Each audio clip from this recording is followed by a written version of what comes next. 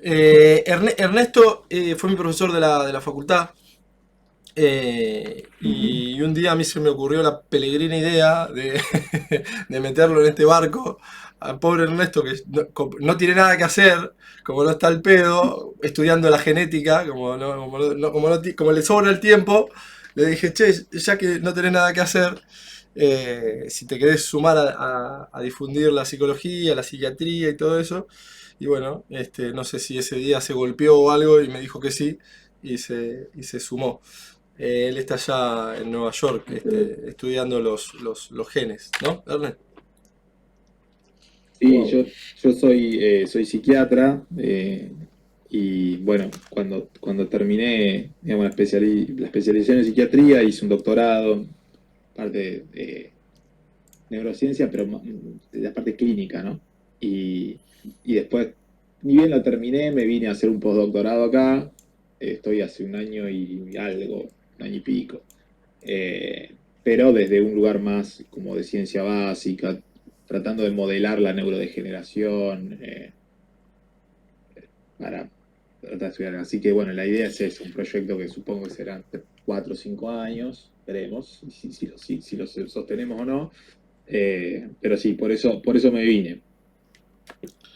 Y mientras tanto, digamos, me da la Universidad de Flores, lo que tiene de bueno, me da la posibilidad de darles clases online y así que con eso pude seguir con la actividad. Y ahí está, y ahí es como nos conocimos Bien. y un día dijo, bueno, nosotros somos casi colegas, si quieren transmitirme algún mensaje, qué sé yo, y dije, bueno, ¿por qué no? Y le mandé, digo, che, ¿te parece arrancar un canal? Así que arrancamos el canal y vamos invitando gente. Vamos invitando gente que más o menos tenga alguna relación, la neurociencia en general, y vamos diciéndole, bueno, a un nutricionista, qué sé yo, a quien sea, le mando invitación a gente que está trabajando a cronobiólogos que todavía no me dieron bola, pero bueno, en algún momento me darán bola. Bueno, hay distintas ramas que van tocando. Y bueno, ¿por qué no invitar a Dari Richard? Dari es mi profesor de yoga. Dani es mi profesor de yoga. Y ahí Richard también está con la parte de meditación, ¿no? Estás haciendo la parte de todo Sí, lo que es meditación. correcto. Ellos viven en Mar del Plata. Y también Ah, fue medio loco como nos conocimos en un avión volviendo de Madrid, era. Volviendo de sí, Madrid. Y sí, yo estaba medio agarrado, como con mucha fuerza cuando iba a despegar. Y creo que estaba Richard al lado mío, me dice, Sí. ¿qué te pasa? Me dice, pará, relájate un poco. Dice, pero yo estaba medio agarrado, ¿viste? Como muy Claro, claro. tenso. Y me notó muy tenso y empezó a hablar, y Dari estaba atrás. Y fuimos y hablando. encima no te andaba la pantalla, ahí estabas, tac, tac, tac, tac, que casi la agujereabas con el Le daba dedo, eso, la digo, a él no pantalla, le pasa, yo puedo anda creer. pantalla. Y claro, me notó tenso. Y fuimos hablando. Y ahí, Tenso. bueno, viste que te hablas y te relajas un poco. Y nada, cuando bajamos también me presentó a Dari, que él estaba atrás. Y sí, bueno, yo soy profe de yoga, si querés hablamos. Y bueno, y ahí creo que me pasó el Facebook, el Instagram, algo de eso. Y, y quedó ahí, cada tanto por ahí cruzaba un mensaje. Y después, más llegada la pandemia, yo empecé a practicar ya yoga con él. Y ahí arrancamos más el vínculo un poco Arranca. más, Qué bueno. sí, Meditación no se anima todavía, no se anima a meditación, mirá si se anima Algo más hace grande. conmigo. Algo hace conmigo la meditación. A veces Algo hago, hacemos sí, sí, sí, algo hago.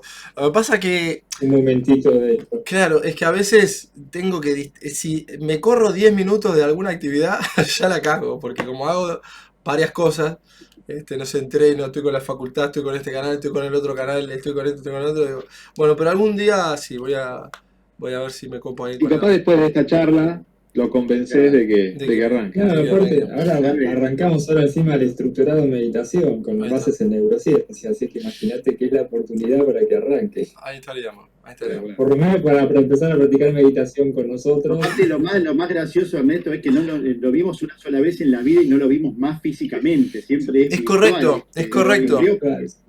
Sí, Lo conocimos físicamente lo que duró el viaje Claro. y después no lo vimos nunca más porque tampoco viene a Mar del Plata es a probar verdad. los churros de pueblo que tanto le gustan. Sí, sí, sí, sí. Y vos sabés que lo loco es que más de una oportunidad estuve ahí, estuve por ir, y siempre hubo un quilombo. Vos sabés que siempre hubo un quilombo de que, no sé, mi viejo se accidenta o no sé qué pasa con la casa. Siempre hay un quilombo. El El auto, no sé qué departamento, historia, el departamento. ¿Te ambulancia. acordás? Sí. Siempre había alguna, digo, pero la puta madre. Y a mí Mar del Plata me parece una ciudad bonita. Mi abuelo tuvo ahí un hotel durante más de 20 años, tuvo un hotel en Mar del Plata, así que yo he ido un montón de veces a Mar del Plata, la conozco de memoria, me encanta. Pero bueno, sí, sí, ya vamos a ir, ya vamos a ir ahí a practicar. Bien, Supongo que, que Ernesto también está invitado para cuando quiera ir a Mar del totalmente, Plata, ¿no? Obvio, totalmente. obvio. Si él nos invita a Nueva York, podemos ir juntos. Él también tranquilamente puede venir a Mar del Plata. Hacemos el intercambio. Sí, Igualito, sí. como ahí nomás. No sé qué es más caro. A mí Mar del Plata me gusta mucho. Mar del Plata me gusta mucho. Tuve la suerte de ir seguido mientras estaba haciendo psiquiatría, porque ahí se hace el congreso de la Asociación de Psiquiatras de Argentina. Entonces, todos los años, durante 3 4 años, fui todos los años, es espectacular. A mí me gusta mucho esa ciudad. Muy linda. Sí, sí. A mí Nueva Te York quería también hacer me gusta mucho. Están invitados los dos. una pregunta, Ernesto. Tu postdoctorado en neurodegeneración, que es lo que estás ahora abordando, ¿cuál es tu fin de abordar ese postdoctorado? O sea, ¿hacia dónde lo querés llevar? Claro. La aplicación, ¿no? Sí, la idea es, en todas las enfermedades neurodegenerativas, el Alzheimer, demencia frontotemporal, esclerosis lateral amiotrófica, Parkinson, hay algunas neuronas que degeneran y mueren y hay otras que sobreviven, aun cuando la persona tiene la misma mutación genética en todas las células. Entonces la idea es tratar de entender por qué algunas neuronas degeneran y otras no. Si nosotros le empezamos a encontrar la vuelta a eso, el siguiente paso es, ¿podemos de alguna manera enseñarle a las neuronas que degeneran a que se comporten como las que no degeneran? Y entonces de esa manera contribuir, digamos, a una terapia para específicamente de enfermedades neurodegenerativas. Pero hay otra parte que es también la que a mí me interesa mucho, que es este tipo de, digamos, de procesos de neurodegenerativos, uno los puede encontrar en patologías psiquiátricas graves, trastorno bipolar, esquizofrenia, autismo. Entonces, una persona que desarrolla a los 70, 75 años Alzheimer, está atravesando un proceso que es en un punto similar a aquel que atraviesa una persona de 50 años más joven, pero que está con una esquizofrenia. Entonces, tratar de encontrar la vuelta a esos mecanismos por los cuales algunas neuronas mueren y otras no, quizás nos ayuda a abrir un poco el juego a nuevas terapias en las que finalmente encontremos cura, porque cura no hay hoy por hoy para Alzheimer, para Parkinson, para nada. Y hay una limitación ahí, ¿no? Que salió la semana pasada, salió el estudio, hay un estudio que se venía haciendo desde el año 2000, 24 años siguieron a un grupo de gente, salió en una revista británica, y empiezan a encontrar marcadores, digamos, que se empiezan a acumular esos marcadores clínicos de Alzheimer 18 años antes de que uno empiece a ver síntomas. Entonces, si hay un grupo de gente, digamos, que se encuentren, bueno, detectémoslo lo antes posible de la forma menos dolorosa. Y podemos encontrar algo para, bueno, ni bien lo detectamos, empecemos a enseñarle a las neuronas a que sobrelleven eso lo mejor posible, quizás incluso podemos retrasar el inicio de la enfermedad o incluso la persona se muere antes de desarrollarla. Entonces, un poco esa es la filosofía con la cual yo llego hasta esta área de trabajo. Y obviamente, ¿no? Yo cuento todo esto, pero después me enfoco en una sola cosa muy particular, pero bueno, así como yo hay otros trabajando en el mismo campo. Súper interesante lo que hace Ernest, súper interesante, sí, sí, sí, sí, está bueno. Bueno, ¿arrancamos? Arrancamos. Sí. Dale. Buenas, buenas amigos y amigas del canal, ¿cómo andan? Espero que muy bien. Hoy tenemos más invitados, hoy lo tenemos a Darío y a Richard. ¿Cómo andan? ¿Todo bien? ¿Qué tal, Juan? ¿Cómo andás? ¿Todo bien, ¿Qué Richard? tal? ¿Cómo Dari. anda, Ernesto, Juan? Ernesto, ¿todo bien? Bien, ¿cómo andan ustedes? Todo tranquilo, todo tranquilo. Cómo los trata el calor? Uf, la verdad, con esta plaga de mosquitos, estamos teniendo. Argentina, yo creo que está muy vinculada con el antiguo Egipto, y creo que nos mandan cada tanto 7, 8, 10 plagas entre el calor, los mosquitos, los políticos. ¿Eh? ¿O Sí, no? Yo creo que entre los sobre políticos, los todo. mosquitos y el calor ya ahí tenemos 16 plagas que se multiplican, así que apañándola como podemos. La verdad que ese es el título de Argentina. Sobreviviendo. Eh, pero bueno, bien, bien, bien, ahí llevándola. Bueno, hoy trajimos dos invitados que están muy vinculados a lo que es el yoga, la meditación, esa actividad tan bonita y tan milenaria a su vez que trae múltiples beneficios para la psiquis, para el cuerpo.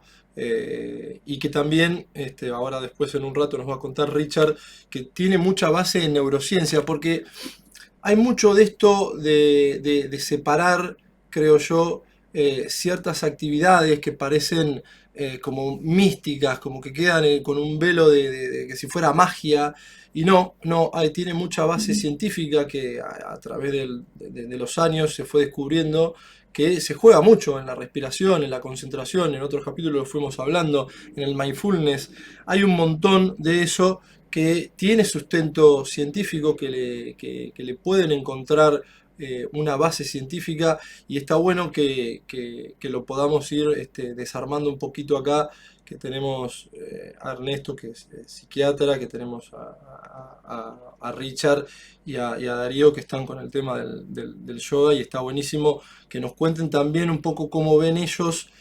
Ahora nos van a contar cómo ven las mejorías en la gente que va y que asiduamente practica la actividad del yoga. Dari, ¿querés arrancar por ahí? ¿Querés hablarnos cómo es la práctica que das de yoga? Bien,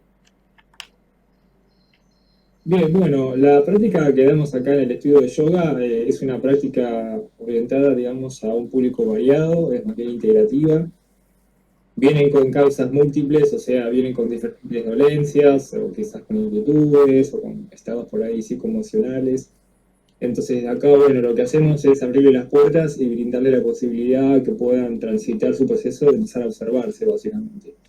Porque, bueno, la gente por ahí en el día a día está en piloto automático y quizás, bueno, tiene una dolencia o tiene una emoción por ahí trabada y quizás no sabe cómo abordarla y, bueno, se va haciendo un círculo vicioso y cada vez se van sintiendo más angustiados o más doloridos. Entonces, desde acá lo que hacemos justamente es ofrecerles herramientas para que primero puedan observarse su presencia, a ver cómo se sienten, cómo están, cómo interactúan con el medio, o sea, con el entorno. Tratamos de que el entorno sea lo más naturalmente posible, que haya vista hacia el exterior. Trabajamos también con sonidos, con aromas, esencias, como para facilitar un poquito la apertura.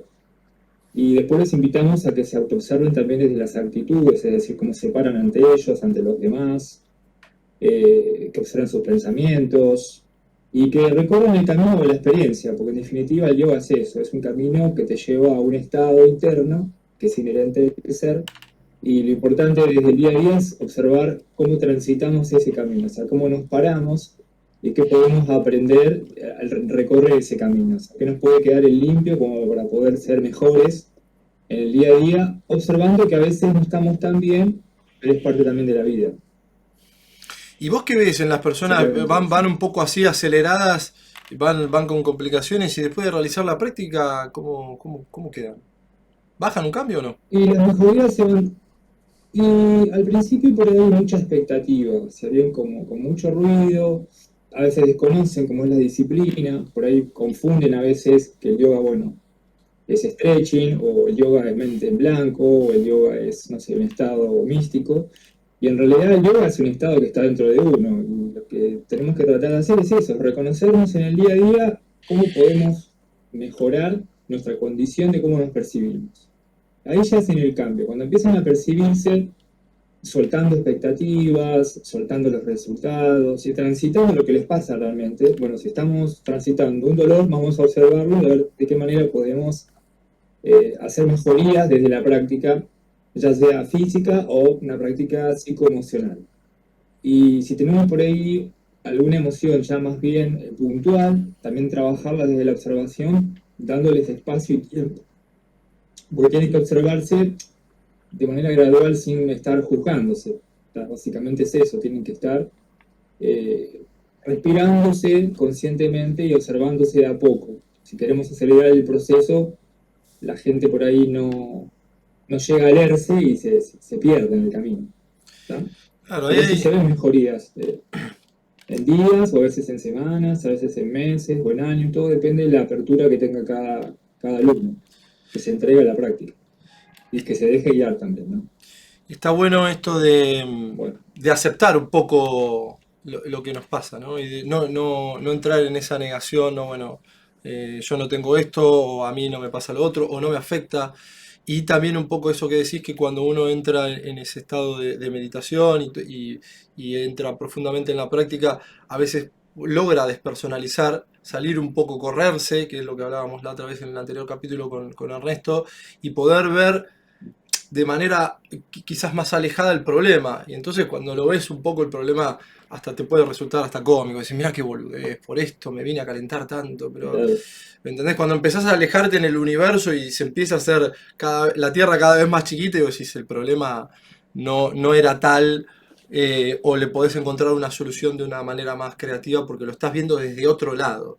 Eso está bueno en la práctica. Además de que, bueno, tiene un montón de años, ¿no? El yoga viene de hace, ¿cuánto? 10.000 años, más o Sí, menos. sí, el yoga, sí, sus bases lejanas, digamos, bueno, podemos decir que son las prácticas primeras que hacían los chamanes, tenían otros Sí, sí, enfoques, digamos, sí, a las prácticas, sí, pero digamos que todo lo que tiene que ver con la conexión espiritual surge desde ahí, después sí, ya a partir de hace 5.000 años más o menos están los primeros indicios de prácticas de yoga. Hay diferentes ramas que se fueron dando, diferentes corrientes filosóficas, pero bueno, hoy si tenemos que tomar la base, tenemos el yoga clásico, que viene de la mente, el Raya Yoga. Después viene el Hatha, que es ya más moderno, trabaja más el aspecto físico, de cómo preparar el cuerpo para después estar en la instancia de meditar. Y después vienen los estilos modernos. Los estilos modernos, y dentro de los estilos modernos hay un resurgimiento por ahí de prácticas que tienen que ver con la energía vital, la energía de Kundalini y bueno, todas esas técnicas de purificación y preparación para cultivar una mente más clara. O sea, tratar de que la mente esté clara y enfocada para poder profundizar ese estado de yoga interno que tenemos cada uno, ¿no? Porque no es que lo vamos a alcanzar, ya está el estado adentro. Hay que tratar de cultivar la mente para que esté más serena y más clara. Quería hacer una pregunta. Sí. ¿Cómo es? Digamos, es la primera vez, por ejemplo, que yo escucho esto. Entonces, me genera mucha curiosidad cuando vos decís, el yoga es un estado que ya está dentro nuestro. Sí, ¿Podrías como explicar un poco más a qué se refiere? O sea, ¿qué significa? Bien, el estado ese que está latente en nosotros, que conocemos como estado de yoga, o algunos también le llaman ya el estado final, que sería la liberación, samadhi. Para ir a la parte más urbana, la parte más cercana a los alumnos, el estado de yoga es un estado, digamos, de reconocerse como parte del universo y reconocer que su cuerpo y su mente y su esencia, su conciencia son uno, ¿tá? O sea, lo que divide los diferentes aspectos del ser es la mente misma, ¿tá? Entonces nuestra mente es un vehículo que nos permite poder ver las partes separadas y también nos permite poder unirlas. Entonces cuando decimos unirlas en realidad es unir la percepción que tenemos con respecto a nosotros. Pero el estado de yoga es un estado inherente del ser. Nacemos íntegros, nuestra mente es la que va fraccionando y le va dando nombre a las cosas. Cuerpo, respiración, externo, interno, blanco, negro, o sea, lo que le da nombre, lo que le da cualidad es la mente. Pero en realidad el estado interno trasciende esas diferencias, por eso es que decimos que es un estado inherente del ser.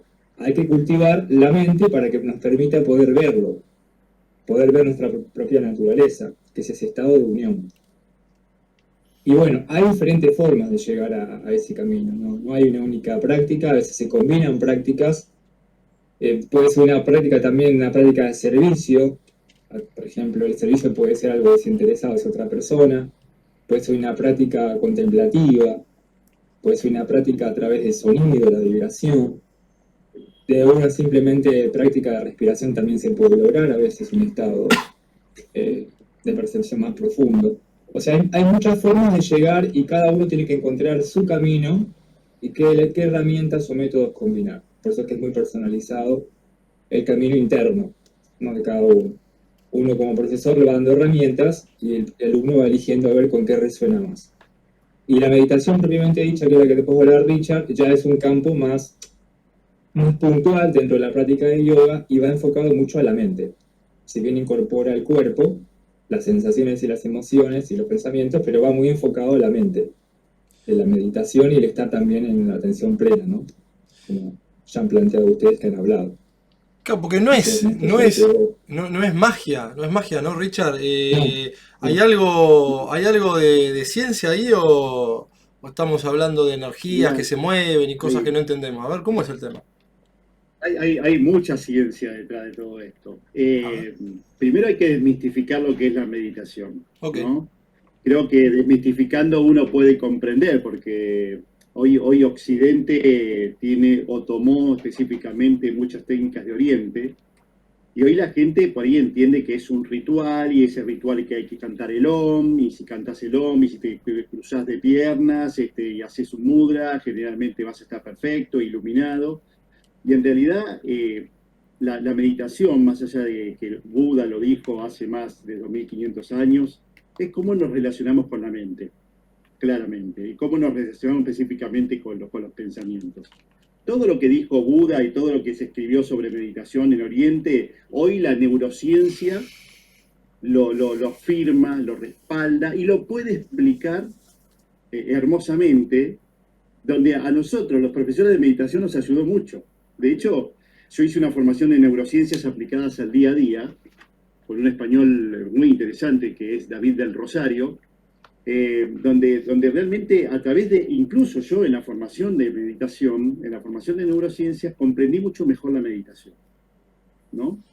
Porque hoy cuando alguien viene a meditar por primera vez, yo trato de decir específicamente por qué meditamos y cuál es nuestro objetivo. Porque también hay un montón de cuestiones ennovistas, ¿no? De por qué meditamos. Yo medito porque está de moda, yo medito porque no, porque es relajación y perfecto.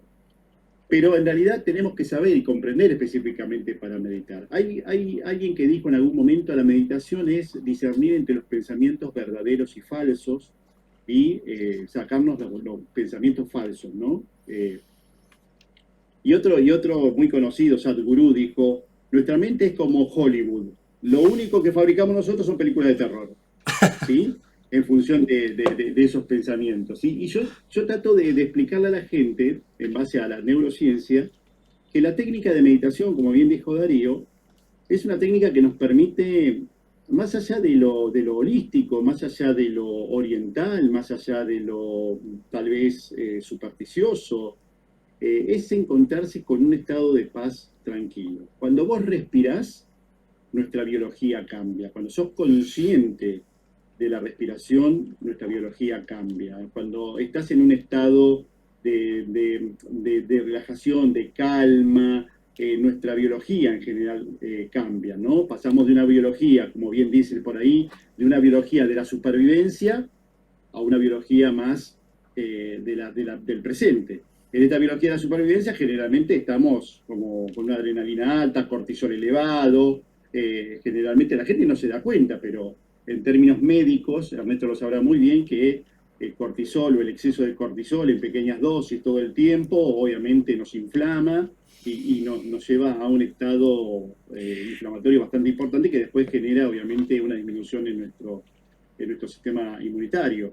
Pero más allá de eso, hay que comprender y hay que entender que la técnica de meditación, muchas veces la gente dice, a mí me causa gracia porque la gente dice, no, yo quiero dejar la mente en blanco. Estamos muy lejos de dejar la mente en blanco. O sea, ya partimos de un error garrafal, porque vos es como decirle al pulmón, deja de respirar, o al corazón, deja de latir, o a los riñones, deja de cumplir las funciones que cumplen. O sea, hay un sistema obviamente autónomo, ¿no? Que nos genera estas cuestiones que nosotros llamamos el sistema bueno, no me sale ahora, parasimpático, Parasimpático. y simpático, que de simpático obviamente no tiene nada, ¿no?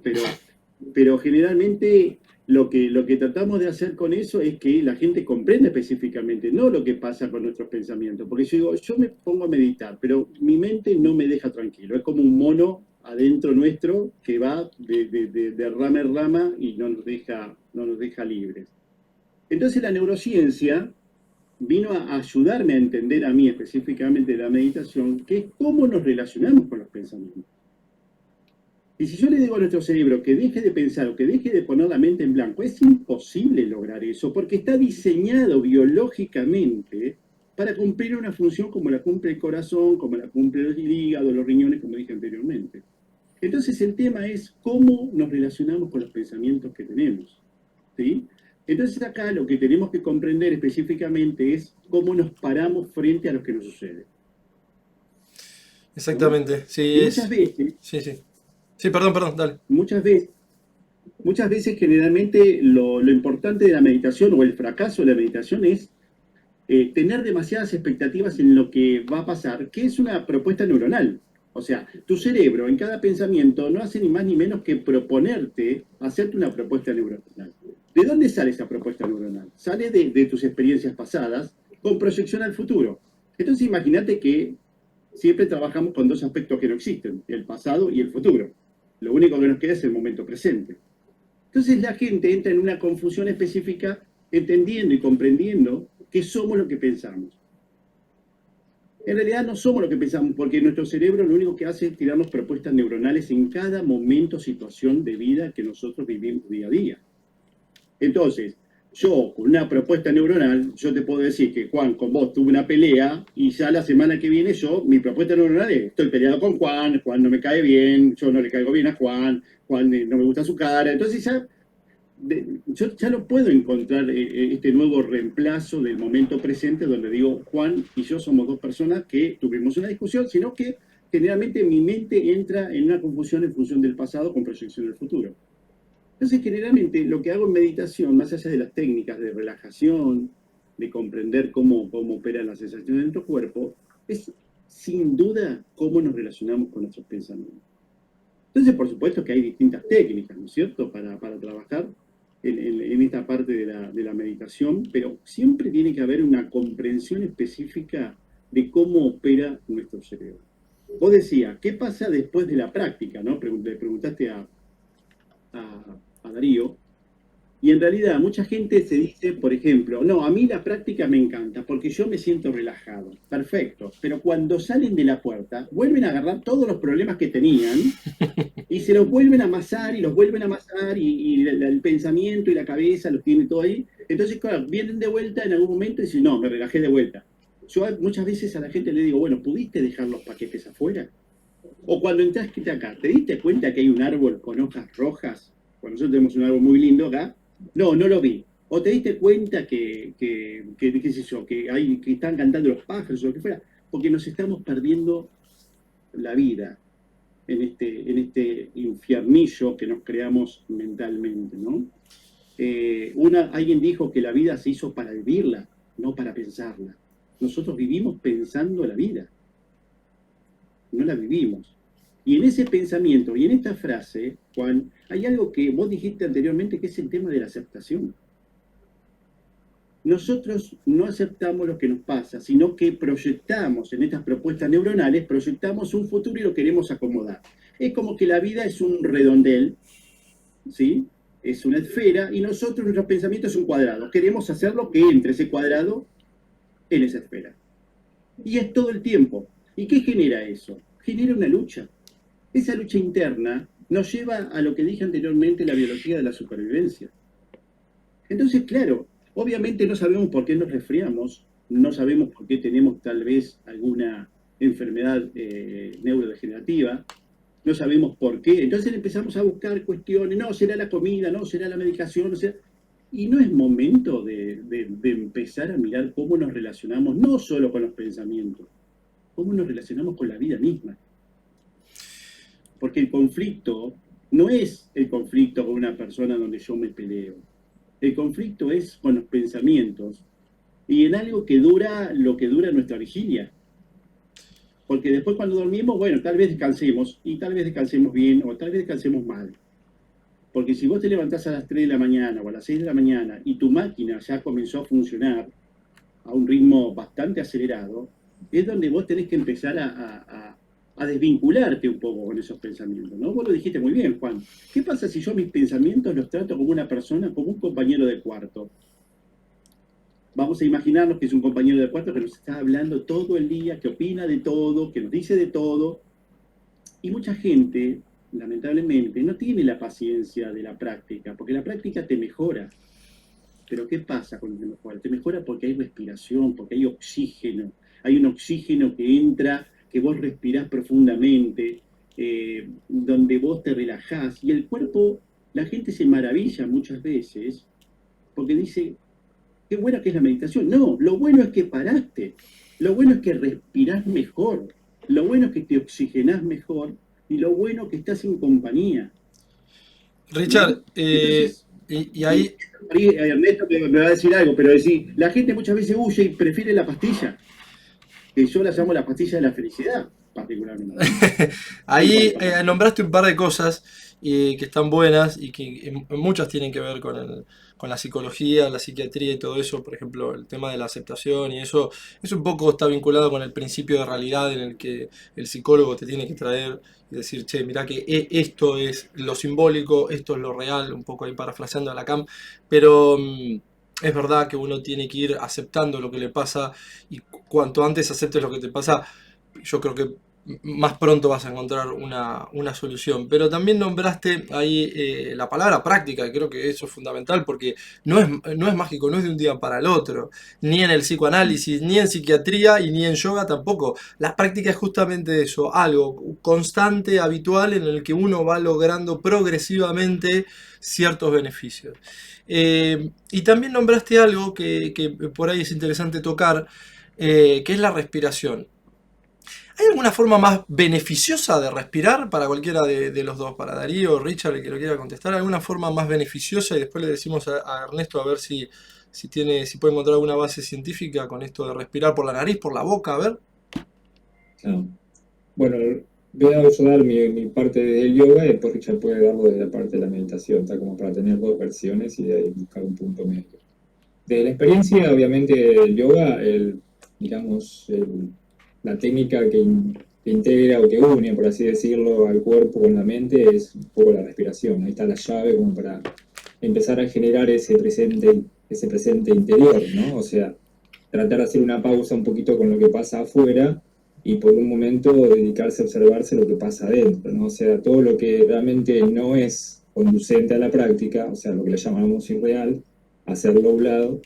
Entonces la respiración, digamos, ya conectar con una respiración, no la respiración que hacemos cotidianamente, porque esa por ahí no es tan profunda, tan rítmica, sino que es, bueno, es la natural, obviamente hay que ir relajándola, porque uno en el día a día por ahí respira, pero si no es consciente de la respiración, respira en forma involuntaria, a veces está un poco acortada o un poco arrítmica por cómo está uno, si está estresado o si está haciendo algo apurado o está distraído. Bueno, esa respiración, digamos, es la que hacemos, pero no nos aporta demasiado a la hora de observarnos. Ahora, cuando hacemos una respiración ya consciente, ya empezamos a tener el control, un control, digamos, que en realidad buscamos regularla, no forzarla. Ese control siempre es algo de ir buscando un ritmo que sea agradable, que podamos explorar y que podamos tener la acción directa sobre el sistema parasimpático, que es el que nos permite relajarnos. Ahí le doy el paso a Richard con respecto a esa parte.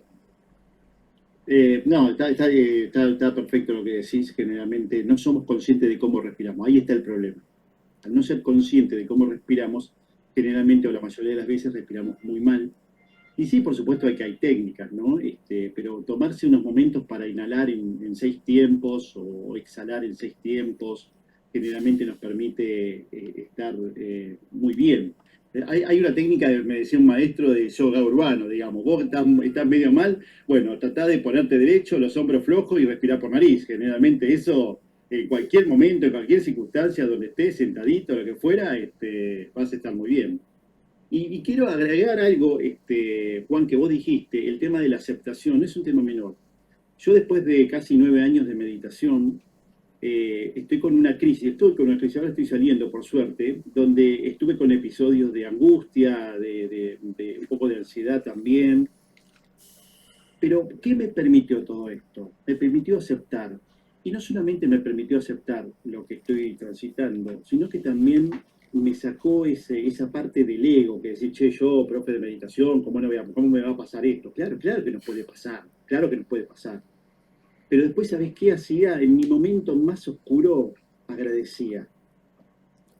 Y en el agradecimiento de lo que me estaba pasando, vos podés creer que había una liberación de características, no puedo dimensionar, pero biológicamente mi organismo como que se reacomodaba y lo que sentía una pesadez lo sentía un poquitito más liviano, ¿no? Entonces, generalmente, cuando uno dice, bueno, estoy enfermo, digo, bueno, hay que aceptar la enfermedad, como que hay que aceptar muchas veces el miedo y abrazarlo, abrazar el miedo. Porque vos cuando abrazás el miedo no lo repelés, porque el miedo cuando lo repelés se hace más grande y se hace más fuerte, ¿sí?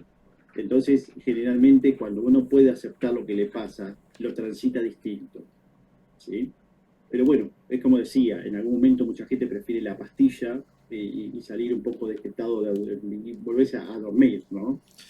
Y con respecto a la respiración, volviendo al tema, creo que Stanislav Barrach, también un muy buen autor que me parece que lo tenemos a mano en Argentina, también nos enseña la importancia de la respiración, pero no lo dice él por invento, digamos, él lo saca de lo que es la meditación o las técnicas orientales de respiración, y que ahora por suerte, mucha gente está hablando de la respiración, ¿no? Creo que es importante un poco. Le doy el paso a Ernesto para Ernest, ¿es lo mismo respirar por la boca que por la nariz? Bueno, vamos de la parte más fisiológica, ¿no? Ahí está. Respirar por la nariz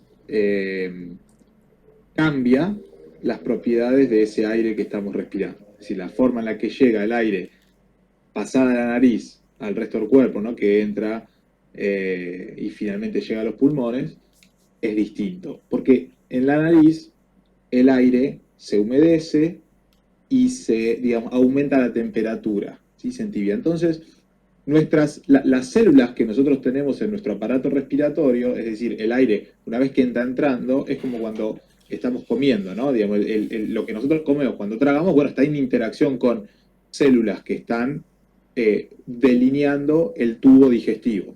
Lo mismo pasa con el tracto respiratorio. Cuando nosotros estamos respirando, lo que pasa es que el aire va pasando y está en contacto con células. Las propiedades del aire en cuanto a temperatura, humedad, pueden llegar a generar, ¿sí? Alteraciones en la estructura normal de esas células. Entonces, la respiración por la nariz, ¿sí? De alguna manera permite que estas propiedades que cambian en el aire sea más, vamos a decirlo así, un poco más gentil, ¿sí? Un poco más benevolente con las células que tenemos. Eso va a permitir que la estructura normal en la que está organizada nuestro cuerpo desde que nos desarrollamos se preserve. Cuando uno respira y, por ejemplo, hay en el aire componentes químicos digamos, que pueden tener un efecto deleterio, que son corrosivos para este tipo de células, el cuerpo primero sufre el daño y después se adapta a eso. Entonces tenemos modificaciones, ¿sí? En las capas de células con las que interactúa el aire, que es como que, ¿viste? Cuando vos vas hacemos actividad física, te crecen los músculos y podés levantar más por ahí una hipertrofia muscular. O el que toca un instrumento de cuerda, cuando empezás a tocar la guitarra, se te forma el pequeño, ¿viste? Con ese pequeño callo acá en los dedos. Es decir, tenemos una respuesta del cuerpo, de las células que componen ese cuerpo, frente a la nueva exigencia. De alguna manera, las dos cosas que yo quiero decir es como que hay una parte que se está endureciendo, ¿no? O hay una parte de los dedos con la que tocamos la cuerda de la guitarra, del violín, o el músculo que es el que va a permitir levantar más peso. Lo mismo va a pasar con las células que nosotros tenemos delimitando el tubo digestivo, delimitando el tracto respiratorio. Cuando nosotros tomamos algo muy caliente, ¿sí? Por ejemplo, cuando tomamos el mate con agua hirviendo, ¿sí? las células del esófago se van a adaptar, ¿sí? Se van a acomodar a eso. Si uno lo toma con una menor temperatura, es menor, digamos, el acomodamiento, el cambio. Y lo mismo pasa con el aire. Vuelvo a lo que estaba diciendo. Cuando nosotros estamos en un ambiente con... A veces hay personas que trabajan en un ambiente donde hay elementos corrosivos, ácidos, digamos, son muy volátiles. Bueno, eso ingresa, lastima y genera un cambio en las vías respiratorias. Lo mismo puede pasar en menor escala con las propiedades innatas del aire. Esto que yo te digo, que la nariz permite acondicionar, ¿sí? Van a modificar para que sea de alguna forma un poco más, digamos, no quiero decir saludable, pero un poco más favorable para la normal organización de la célula de nuestro cuerpo. Entonces, desde ahí, la respiración no es lo mismo una cosa que la otra. Pero hay otro componente que es importante. La respiración hecha en los términos en los cuales se estaban refiriendo anteriormente va a generar cambios, no solo en la activación del sistema parasimpático, como estaba diciendo Darío, me parece que lo decía, no solo que activa el sistema parasimpático y eso permite una relajación, sino que además hay evidencia de que la respiración llevada, digamos, en la forma en la que estaban contando, que se practica, que se enseña, favorece, si hay una disminución en la frecuencia respiratoria, y eso va a favorecer que otras partes del sistema nervioso, en este caso, nosotros hablamos del parasimpático, es el sistema nervioso autónomo, en el caso del sistema nervioso central también se generan modificaciones. Nosotros tenemos en nuestro sistema nervioso central lugares donde digamos, hay un grupo de neuronas que van a controlar la frecuencia cardíaca. Hay otros que van a controlar también la frecuencia respiratoria. Está controlado por neuronas. Miren, nosotros no estamos pendientes de la frecuencia cardíaca, la frecuencia con la que nuestro corazón se contrae para enviar la sangre. Pero la respiración favorece, ¿sí?, a que se modifique ese tipo de estructuras a largo plazo. Entonces, una técnica de respiración bien hecha que permitiera adquirir un hábito a la persona puede generar un beneficio en cuanto a la capacidad que tiene el sistema nervioso central de controlar la frecuencia cardíaca. Y la otra que les quiero contar es que hay también otras partes de nuestra corteza cerebral, ¿sí?, que son las que están involucradas en la atención, la capacidad de ejecutar movimientos complejos, la capacidad de reaccionar frente a lo que tenemos en nuestro entorno, la capacidad de generar memorias, que se ven modificadas por la respiración. ¿Y esto de cómo se ve? Cuando se hace un estudio, ¿vieron un electroencefalograma? Ponen al paciente los distintos electrodos y entonces se capta la descarga eléctrica que hay en los grupos de neuronas. Cuando se empezó a, digamos, hacer una correlación entre la forma en la que se respira la persona y el tipo de ondas que se van activando en el electroencefalograma, se ve que hay un incremento, hay una regulación, digamos, ¿sí? Hay mayor digamos, expresión de un tipo de ondas dentro del electroencefalograma que se conocen como alfa y un decrecimiento de las que se conocen como teta. Son los nombres que se le ponen. Pero la idea conceptual es que este aumento de ondas alfa, este decrecimiento de ondas teta, está relacionado a una mejor capacidad de control emocional, ¿sí? Permite que la persona pueda sobrellevar mucho mejor las cosas que lo pueden, digamos, nos sacan de eje, ¿sí?, en personas que psicológicamente, digamos, eso lleva un mejor bienestar, digamos, más bienestar, y esto está probado en personas sanas, ¿no? Es decir, que no tienen un trastorno psiquiátrico grave. Pero la mayoría de las personas con las que uno lidia, digamos, en el día a día, tampoco tiene un trastorno psiquiátrico grave que es, digamos, inhabilitante, ¿no? Entonces, la mayoría de la población no tiene un trastorno psiquiátrico grave. Entonces uno puede aplicar esto que yo estoy diciendo a la mayoría de la gente que por ahí nos está escuchando, que nos está viendo, ¿sí?, y de que gente que por ahí, en la que entran en contacto los muchachos cuando dan clases, ¿no?, de yoga, de meditación. Ahí hay algo más que estaría bueno agregar. Perdón, Dari, que le completo. Justamente quería agregar algo en función a lo que estaba diciendo.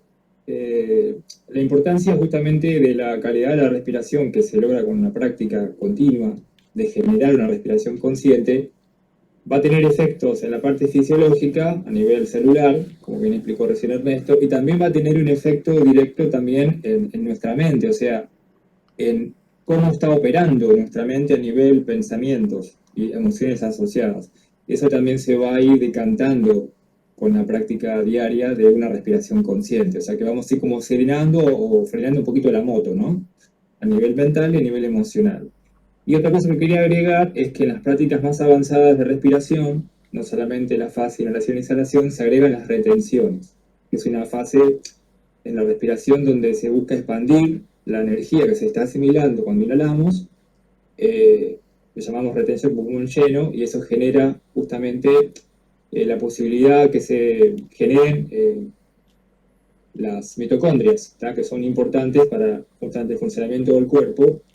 Y después también tenemos la fase de retención pulmón vacío, que es la que nos permite absorber a nivel celular esa energía que se expandió. Entonces esas dos fases también son importantes, pero ese tipo de prácticas son más avanzadas y se hacen ya con supervisión directa de un profesor calificado para poder guiar a los alumnos. O sea, no se los invita a hacerlo de una, sino que vamos en forma gradual. No sé si quieres aportar algo más sobre las mitocondrias, Ernesto, vos esa parte. Sí, hay un proceso que está asociado. Nosotros cuando respiramos estamos incorporando oxígeno, ¿no? Que no es la mayor parte del aire. La mayor parte del aire no es oxígeno, es nitrógeno.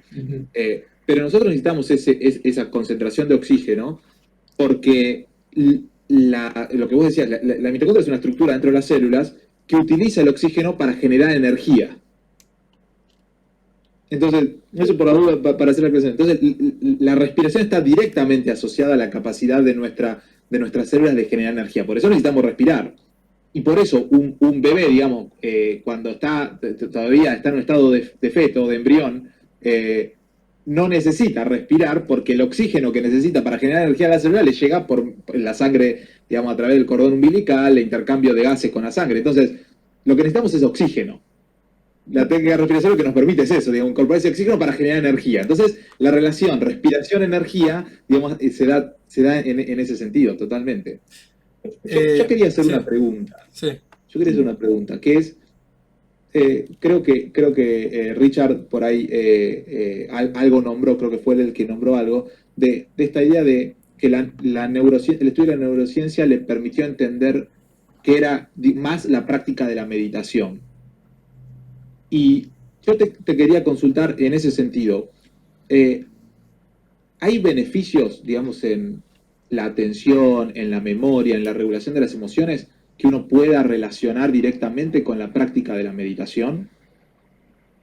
Sí, a ver, sacando la parte química de nuestro cuerpo, porque muchas veces lo que nos sucede es que nuestra parte química nos genera algunos contratiempos y uno dice, bueno, yo tengo una depresión o yo tengo una ansiedad específicamente o algún tipo de trastornos psíquico, psiquiátrico, que no se va a curar con la meditación, ¿no? Sí, la meditación puede ayudar, pero más que nada también debemos recurrir a otros profesionales, en el caso psicólogo, psiquiatra, en caso de que sean necesarios.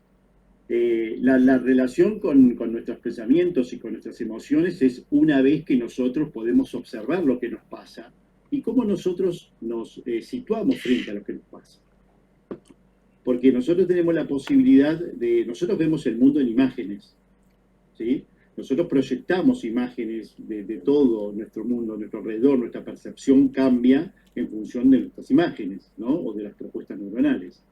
En la medida que podamos observar y distanciarnos un poquitito, porque sería como plantar una semilla, en la medida que podemos, como vos decías, en gente sana, que viene a buscar, a ver, por qué estoy ansioso en determinados momentos, o por qué estoy de bajón en determinados momentos, es tratar de encontrarse con lo que nos sucede en estas propuestas que hace nuestro cerebro, ¿no es cierto? Es decir, con la respiración fisiológicamente ayudamos, con las técnicas de yoga también fisiológicamente ayudamos, pero en algún momento hay que empezar a mirar hacia adentro, ¿no? ¿Y qué es lo que más me molesta de lo que estoy mirando adentro? porque como todos sabrán muy bien, muchas veces lo que nosotros hacemos es proyectarnos en nosotros, en las cosas, en los lugares, en las personas, hasta en los animales, y hacemos proyecciones que obviamente están totalmente distorsionadas, ¿sí? Entonces, la técnica en sí mismo de la meditación, yo siempre digo que la técnica de meditación no son tres semanas de meditación o un mes de meditación. Es como si yo digo, voy a ir al psicólogo y con un mes ya me alcanza. Con 4 sesiones ya me alcanza. Me darían el premio Nobel si fuera así. Claro, exactamente. Y si no, obviamente tiene que ser un proceso. La pregunta que hay que hacernos específicamente, si estamos dispuestos a afrontar ese proceso.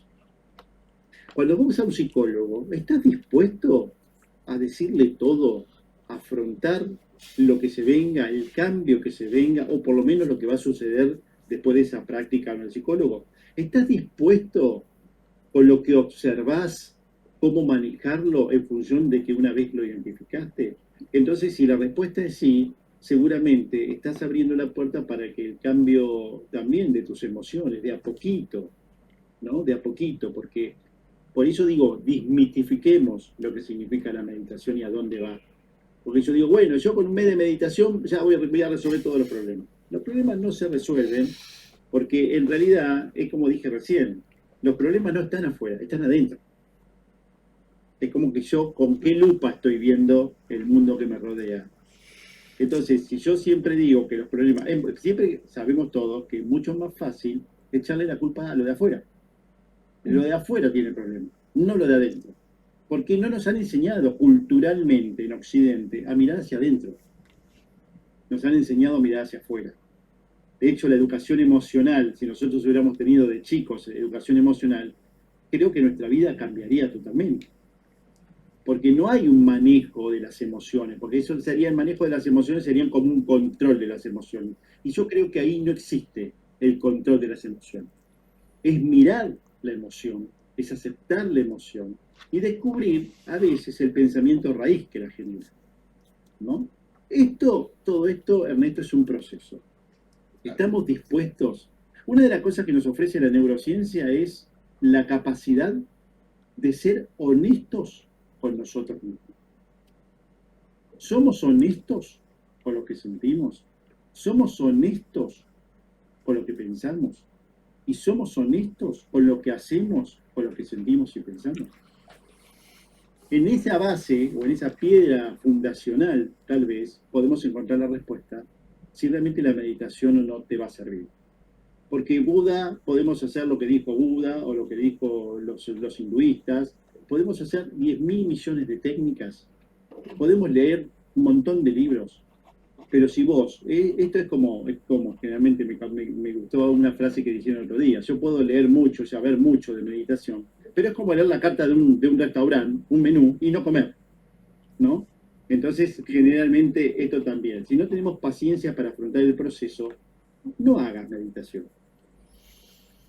Si no estás dispuesto a ir a un psicólogo un tiempo importante hasta descubrir, no vayas, porque van a ser parches sin que puedas solucionar específicamente. No sé si te respondo. Pero... Sí, y hay algo que yo ya le paso la pelota a Juan, que debe tener más preguntas, pero hay algo que yo quiero, digamos, complementar con esto que estás diciendo, porque ¿por qué toma tiempo? Toma tiempo generar un hábito, pero vamos específicamente a la parte biológica. ¿Por qué toma tiempo? Algo no lo resolvemos de un día para el otro. Porque se tienen que dar modificaciones en los circuitos neuronales que nosotros tenemos y van afectando distintas áreas de nuestro cerebro que tienen funciones, digamos, o son más prevalentes a estar a cargo de algunas funciones que otras.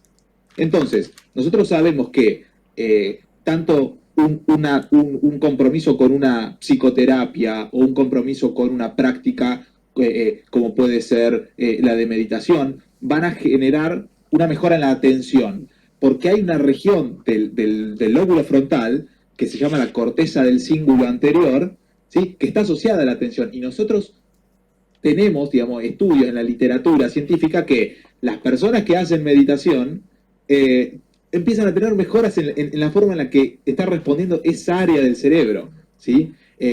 También cuando decimos, bueno, y mejora, reduce el estrés, mejora la capacidad de no control de emoción en cuanto a yo decido lo que pienso, lo que siento, sino a la capacidad de que la emoción no como una ola, ¿viste? Que te venga y te reviente, te arrastre por la arena y entonces se desarma la persona ante algo que te desestabiliza. Nosotros sabemos que eso también está mejorado por la meditación porque hay conexiones entre la región frontal del cerebro, que es la que permite ejecutar actos, con lo que conocemos como el sistema límbico, que es la parte emocional, que también se refuerzan, mejoran mucho ese intercambio de información. Entonces, la meditación mejoró eso. Y Claro. tenés también la capacidad, algo que hablábamos, ¿cuándo fue? La semana pasada estuvimos hablando de la red neuronal por defecto. Sí, Digamos, que hablamos de la capacidad que tiene la red neuronal por defecto de ayudarnos a tener una conciencia de nosotros mismos, esta idea de estar en el momento presente que estábamos hablando antes, biológicamente se traduce en la actividad de esa red neuronal por defecto.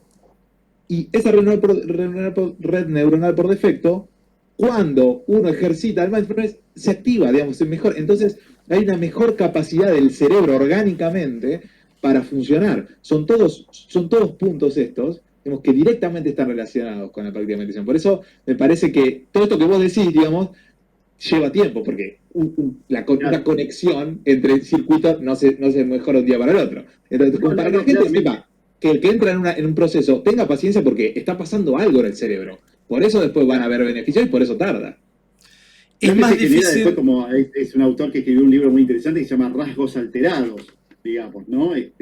Una conducta que se altera, no que se altera para mal, digamos, que se altera para bien, digamos, es muy interesante cómo esos comportamientos, esas conductas se generan en función de lo que vos acabás de agregar magistralmente, que aparte hay que entenderlo también de esa forma, ¿no? Los procesos neuronales son extremadamente importantes en la explicación de cómo cambia nuestro hábito y nuestra forma de ver las cosas. Es más difícil desaprender que aprender. Entonces, creo que para agregarle también ahí una pata a lo que estaba diciendo Ernesto y a lo que estamos hablando de la práctica, desaprender algo con lo que venimos cargados con todo el bagaje cultural y toda esta parte de Occidente y de mirar el afuera y todo eso, es mucho más difícil, porque una vez que se fijó los engramas y todo eso, queda la huella anémica, es más jodido deshabituarte a algo que venís haciendo asiduamente, sea lo que sea, hábitos malos de alimentación, o dormir mal, o qué sé yo, tirar basura en la calle, cualquier cosa que vos después te das cuenta y decís, che, acá hay algo que no está del todo bien. Desaprender eso y aprender algo nuevo es mucho más difícil. Es mucho más difícil. Por eso también lo que decía Richard es importante que en cuanto a lo que es el proceso y al tiempo que lleva, y a veces cuando te vas a una consulta con un psicólogo o empezás una práctica de yoga y que no hay que esperar que sea mágico, porque también entiendo que meterse en el agujero de conejo es complicado. Es complicado porque mirar adentro y mirar ese abismo, a veces oscuro, es difícil. Hay que tener mucho coraje y por eso en general alentamos a las personas a que vayan a hacer prácticas de yoga, que vayan a la consulta con psicoterapia, porque hay que tener mucho valor para entrar ahí y mirar lo que hay adentro de uno que a veces no nos gusta y que muchas veces por el proceso contrario de la aceptación lo tapamos y sale por otro lado. Y muchas veces ahí se explica lo que es las neurosis histéricas, las histerias por conversión y todo eso que muy bien lo explica Freud, y que a veces vos tenés una sintomatología, te presentás un síntoma que es claramente histérico. Se me duerme el brazo puntualmente acá, pero y además esto y además lo otro, y en realidad era ciertas pulsiones psíquicas que no se están haciendo conscientes justamente porque se están tapando y están tratando de quedar en el inconsciente porque duelen. Ese es el tema. A la persona le duele tener esa problemática, ese trauma, y entonces lo expulsa por otro lado. Lo termina expulsando por otro lado. Entonces creo que es muy importante dar el mensaje de que se animen y de que tengan ese valor de concurrir a todo este tipo de prácticas y sobre todo, bueno, a realizar esas respiraciones que también para engarzar un trabajo científico que se hizo no hace mucho, creo que todos ustedes lo van a conocer, con Wim Hof.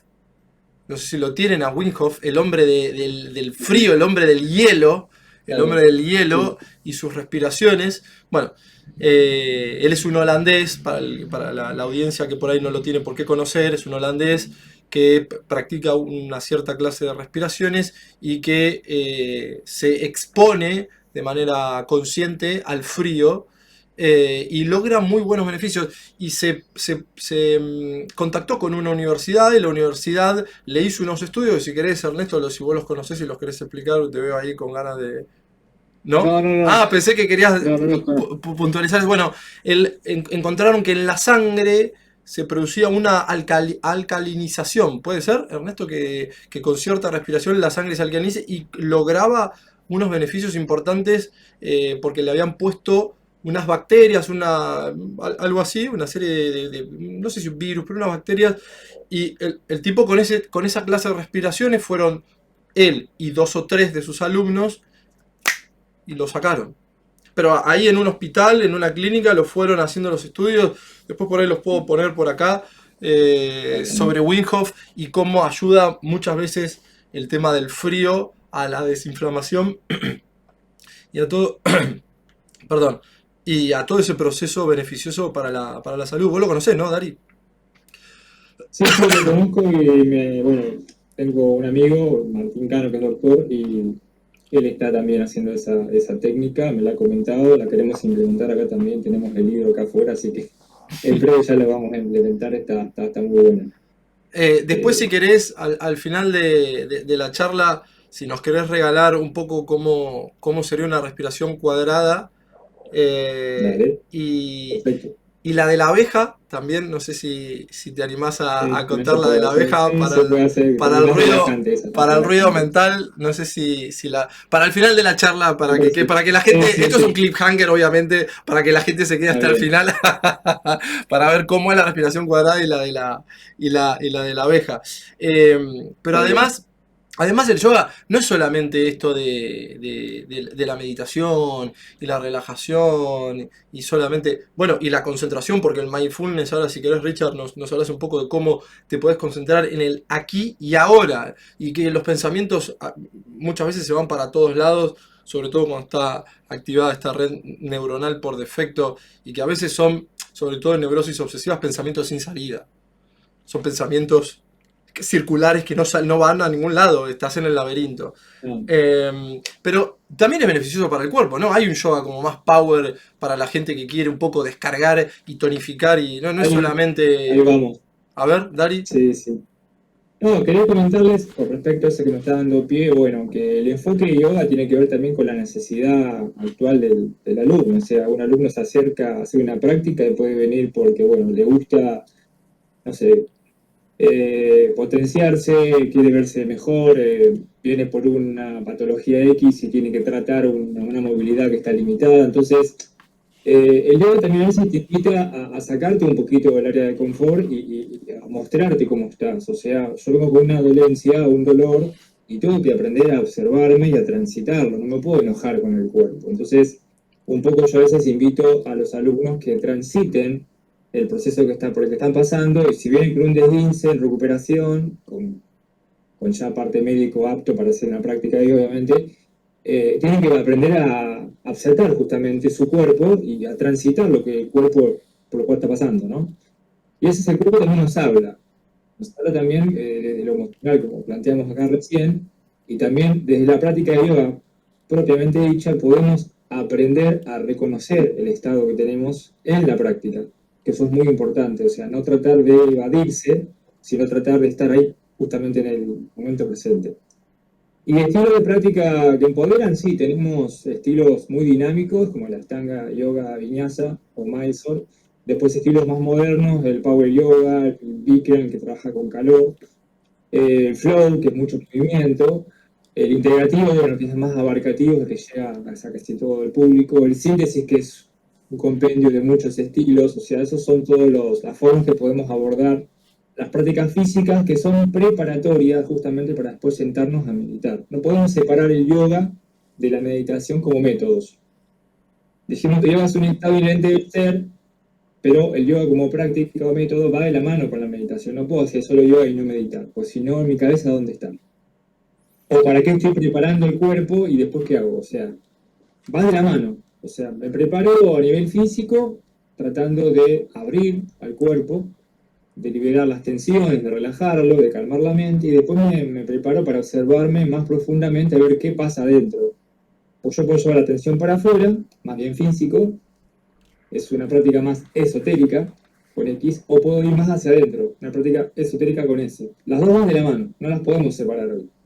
¿Tá? Eso también lo quería aclarar por si, bueno, hay gente que está preguntándose qué pasa si hago yoga y no hago meditación, o la meditación no me va. Bueno, si no me va la meditación propiamente dicho, para arrancar, puedo arrancar con el yoga, y después de a poquito voy viendo cómo yo me paro ante mi práctica meditativa, que es un proceso más largo y más lento.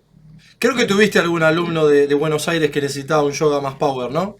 Creo que creo que algún alumno necesitaba, ¿no? Que no era... Bueno, pero tuviste varias veces, arrancaste por un método muy dinámico, después la vida te dijo, bueno, te dio dos o tres golpes y dijiste, bueno, ahora no necesito algo más tranquilo, y bajamos con yoga más clásico, más suave. Hubo que bajar. Y después de a poco pasamos en integrativo y ahí estamos ahí dando vuelta. Pero sí, no tenemos por qué tener siempre el mismo estilo.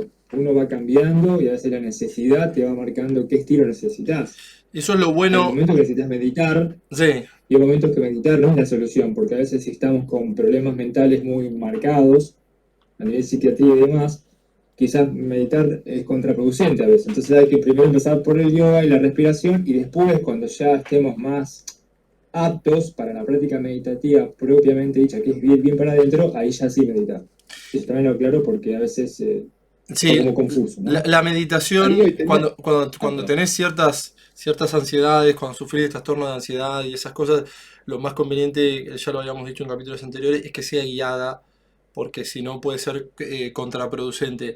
Y agregar también algo que había mencionado Richard, que no lo quiero dejar pasar, que nosotros también somos seres humanos y a veces sufrimos crisis y a veces tenemos problemas como cualquier ser humano, porque no somos dioses y por más que seamos psicólogos o psiquiatras o yogis o lo que sea, también tenemos... Pero hay algo que sí podemos lograr cambiar, y es esto de cómo estamos parados, porque el viento puede venir fuerte, pero si a vos te encuentra bien parado, si a vos te encuentra bien plantado con los pies en la tierra y no te voltea, te puede desacomodar un poco, vos bandeás un poco, pero si vos venís haciendo ciertas prácticas y teniendo ciertos hábitos, lo más probable es que no te tire al piso, y si te tira al piso, lo más probable es que te levantes de forma más rápida, que no te quedes ahí tirado. Entonces eso es lo importante de hacer este tipo de prácticas y de tener ciertos hábitos, porque a cualquiera le puede llegar la muerte de un familiar o sufrir un accidente,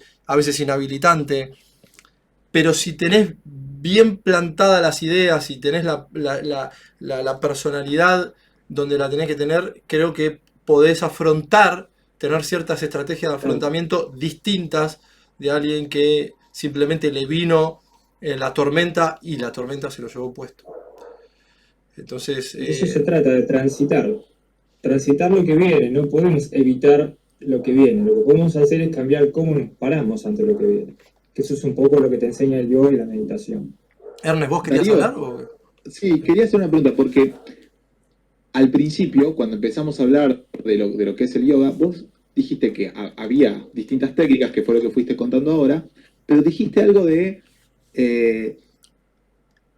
¿cómo dijiste? ¿Altruismo puede ser? O de... Las prácticas de... Sí, la práctica de... No, o sea... Había una técnica como para hacer algo por otro, ¿no? Sí. ¿Qué nombre le pones? Sí. El servicio. Bueno, el servicio. El servicio es básicamente una práctica de yoga. Podemos hacer el karma yoga, que es el servicio desinteresado, a través de la práctica, y también podemos hacer un servicio a nivel comunitario, ayudar a otra persona. También podemos estar haciendo yoga, porque estamos realmente en el momento presente ayudando a la otra persona y nos salimos un poco de nosotros, ¿no? También el trabajar el ego desde la práctica de yoga y meditación es algo fundamental, porque el ego es el que te puede llevar para un lado o para el otro. Entonces, depende de cómo entrenemos también al ego, hay que desaprender y volver a aprender también el proceso de cómo nos paramos con el ego, o sea, porque esa parte es inherente en el ser también, en nuestra mente, y entonces ahí, digamos, podemos pifiarle. Si por ahí nos endiosamos o nos creemos que estamos en el camino de la espiritualidad o de la liberación o de la iluminación, y bueno, nos podemos perder un poco, ¿no? Así que sí, camino altruista también se puede decir porque también es una manera, digamos, de autorrealizarse también, ¿no? O sea, como persona y como ser, tanto a nivel esencial o espiritual, todo va a depender de las creencias que uno tenga, ¿no? Acá el yoga es neutral en eso, Claro. se abraza todo, no hay algo en particular, sino que abraza todas las creencias que uno pueda llegar a tener y cada uno puede tener su creencia y practicar yoga o meditación, ¿está? Pero sí, el servicio es muy importante y creo que dentro de la práctica de yoga creo que es el porcentaje mayor. Trabajar la humildad, trabajar el desapego, trabajar el ego, ¿no?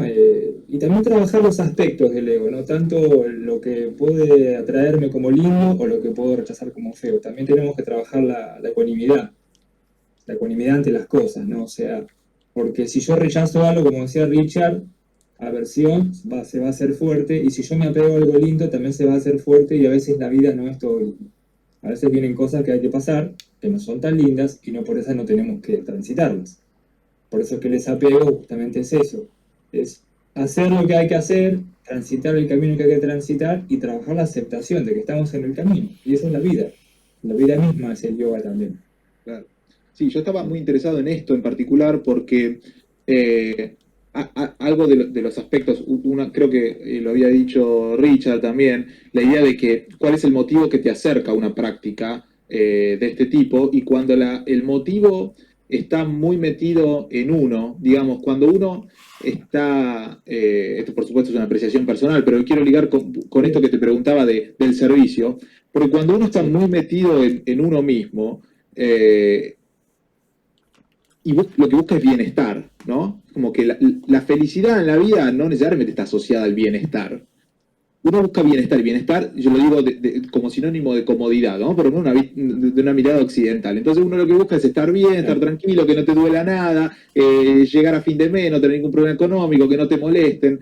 Y no necesariamente eso es la felicidad, porque a veces en el momento donde salimos de eso, donde damos nuestro tiempo, donde damos nuestro tiempo de ocio, nuestro dinero incluso, para buscar el conectar con otro, y ahí se puede experimentar felicidad, que no necesariamente es bienestar, porque es más fácil quedarse en casa concentrándose en uno, ¿no? Pero como ese tipo de situaciones en las que nosotros nos salimos de nosotros mismos, y algo como que decía Juan, ¿no? Uno empieza a ver su problema, viene con su problema, y te pones a ver la dimensión de lo que es el contexto, digamos, universal en el que estás, y bueno, esto no tiene, digamos, es algo mínimo. Pero también esta idea de que uno muchas veces no sabe, no puede dimensionar el alcance del bien que puede llegar a generar el entregar parte de lo que somos, parte de lo que tenemos, a lo que estamos agarrados, en otro. Y a veces esa experiencia también en sí genera modificaciones, ¿sí? Yo estoy muy con esa parte hoy, digamos, modificaciones a nivel de cómo funciona el sistema nervioso central. Entonces hay zonas específicas de nuestro cerebro, como puede ser la amígdala, la corteza somatosensorial, que es la que nos lleva, nos hace consciente de todo lo que estamos percibiendo a nivel sensorial, ¿sí? La ínsula anterior, digamos que son regiones que uno prende y apaga para decir, bueno, el entorno es peligroso o el entorno es amigable, que se ven modificadas frente a la toma de decisiones en un contexto, que la palabra la puse yo antes, pero es un contexto altruista. Entonces quiero decir, incluso eso me parecía importante resaltar, la idea de uno salirse desinteresadamente de uno, pero además molestarse, entre comillas molestarse, salir a dejar algo de sí por otro, también genera un efecto beneficioso en todo esto que estamos hablando. La psicología positiva de Seligman, Sí. que hizo varios estudios sobre eso y sobre el altruismo, y hay varios papers donde correlacionan muy bien el sentido del bienestar con el altruismo. Y supongo que, bueno, Ernesto, ahí si querés explicarlo, ¿qué neurotransmisores se liberan cuando uno es altruista? ¿Qué neurotransmisores se pueden llegar a liberar en el altruismo? A ver, creo que hay dos que son bastante conocidos. Nosotros tenemos ciertas regiones del cerebro que son núcleos los núcleos de donde están, digamos, los cuerpos de la neurona, van a liberar compuestos químicos que le decimos neurotransmisores y lo van a repartir por distintas partes de la corteza cerebral. Entonces, frente a distintos estímulos, a veces nosotros liberamos un neurotransmisor que va a llegar a áreas del cerebro de las que estamos hablando, y entonces va a generar que esas áreas se activen o no se activen, se comporten de una manera u otra. Cuando comemos un chocolate, liberamos un neurotransmisor que está asociado al placer. Por eso la mayoría de la gente le gusta el chocolate, ¿no? Porque genera eso. Cuando tenemos relaciones sexuales, también se libera otro, que se llama dopamina, ¿no? La dopamina es un neurotransmisor que está muy asociado a las sensaciones placenteras. Hay otro neurotransmisor, que es un componente un poquito distinto, que nosotros liberamos, por ejemplo, cuando estamos enamorados. Cuando estamos enamorados, vieron que es ese momento donde la otra persona es lo más grande que hay, digamos, no hay defecto que pueda sacar. En ese momento estamos liberando otro que se llama oxitocina, que también lo está liberando una madre cuando está amamantando a su hijo, por ejemplo. Entonces, ese estado de enamoramiento que nosotros, acá somos 4 hombres, entonces, nosotros 4 hombres, digamos, por ahí no lo vamos a percibir, digamos, del lugar de la maternidad, esa liberación de oxitocina, pero es muy parecido a ese estado que por ahí sí nosotros percibimos como enamoramiento. Pero una madre que está amamantando, ¿sí?, también lo experimenta en ese momento. Son situaciones, las dos que les dije, ¿no? El comer algo que nos gusta, claro, que están asociadas al placer, a algo a un bienestar. Bueno, eso se aumenta también cuando nosotros tenemos actividades, digamos, donde nos vemos recompensados, no necesariamente con el chocolate, con la relación sexual, con el enamoramiento, sino con dejar algo por el otro. Por eso tiene sentido que haya, digamos, que haya placer.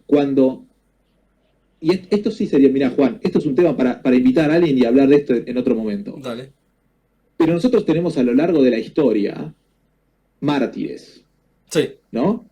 Que han sufrido, que han dado su vida, Sí. por fe o por una creencia, Sí. pero que no lo han atravesado de una manera, digamos, el sufrimiento se ha convertido en algo que pudieron sobrellevar, hasta que lo recibieron, lo aceptaron, lo recibieron bien.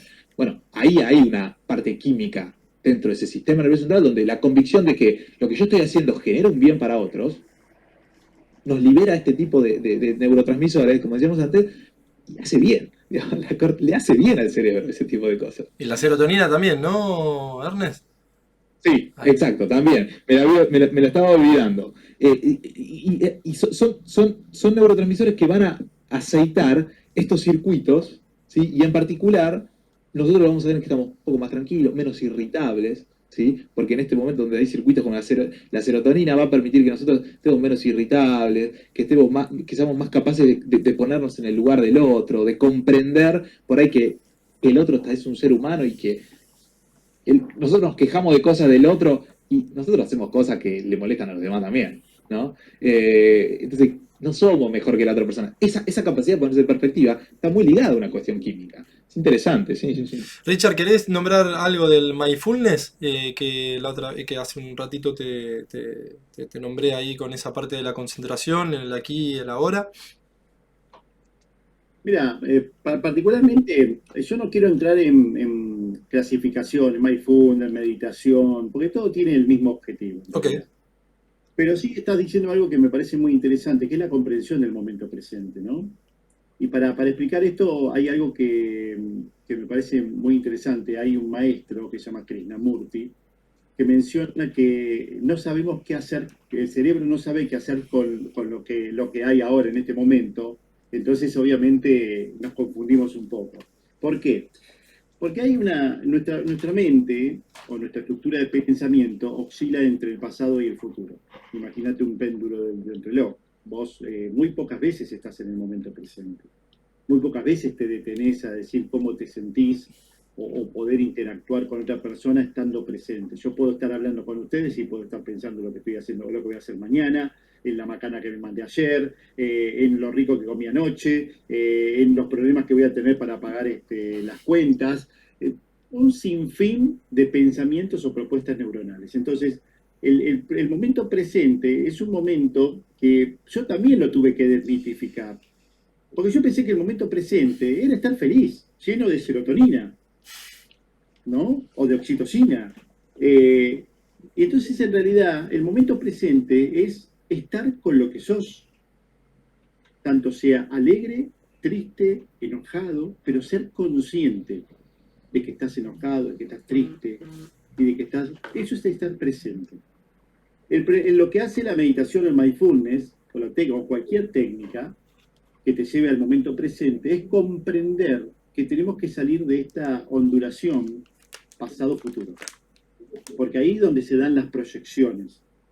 No es que la meditación en mindfulness quiera caprichosamente que vos te sientes en el presente. Lo que quiere hacer el mindfulness es que seas consciente y que dejes que dejes de lado esto que dijimos anteriormente, ¿no?